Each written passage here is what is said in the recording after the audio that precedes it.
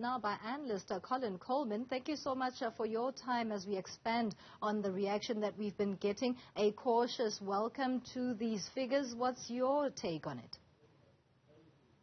Well, as co-chairman of the Youth Employment Service Project, which has now 80,000 interns in South African business, youth employed in South African business, there's a modest improvement, which is welcome to see, but it's also very, very concerning base of extremely high unemployment. So, welcome to see some numbers improving, but we have a far way to go.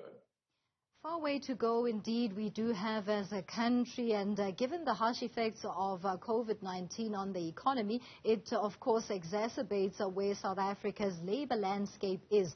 In your view, the picture that is painted is continuous and perpetuating a historical content of inequality as well as barriers to entry when it comes to the labour environment in South Africa.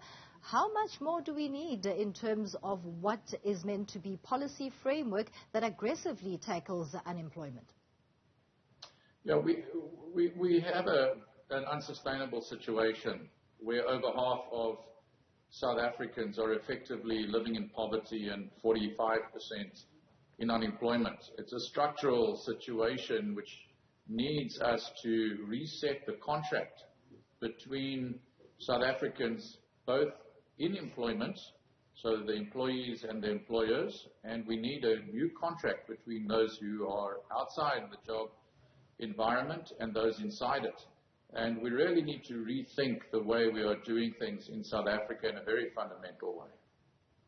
Having said that, is there space for that debate and continuous narrative that investment is likely to stoke economic growth in South Africa to allow for a dispensation where jobs are created in the economy?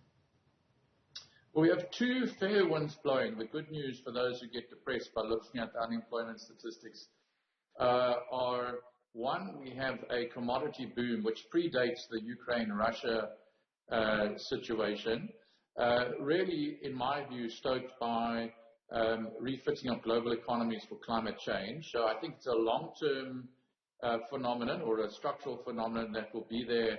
The normal commodity cycle is a boom and a bust every 5 years, but I think this will be a medium-term situation. So we have a strong commodity environment, higher for longer, for South African commodity exports that is feeding a much better fiscal outlook for South Africa on the one hand. On the other hand, the SARB has done a very good job relative to the rest of the world in terms of managing inflation.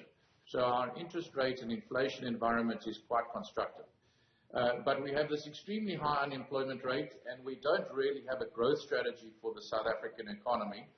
And I've been, along with others, trying to promote a growth strategy that looks at driving employment levels much higher. Some people think we need to have significant reform to the labor market.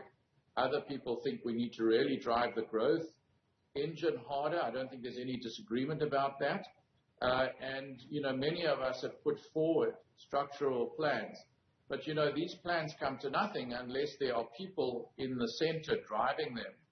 And we need government to really wake up to the fact that without energy stability, without a growth plan, without execution and implementation of structural reforms, we're not going to get anywhere.